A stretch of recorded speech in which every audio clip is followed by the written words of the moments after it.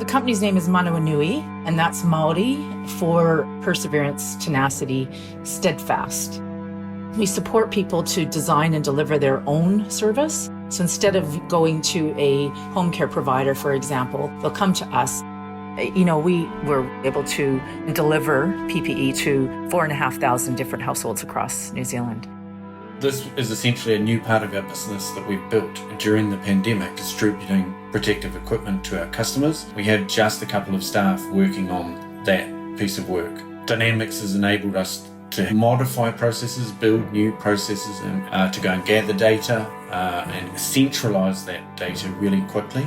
That's just been a life changer, because the way that we used to do it before was all just manual. But having it all in one platform, within 11 hours, we were able to create a marketing campaign, send it all out to our clients, and then get their responses on what PPE they required to be sent to them. The Dynamics platform has been crucial for tracking our PPE and for getting messages out to our customer base. I can tell you quite faithfully that with our platforms and our technology, business continuity was not affected at all. The next question is, how much of this efficiency can we take forward into our business model?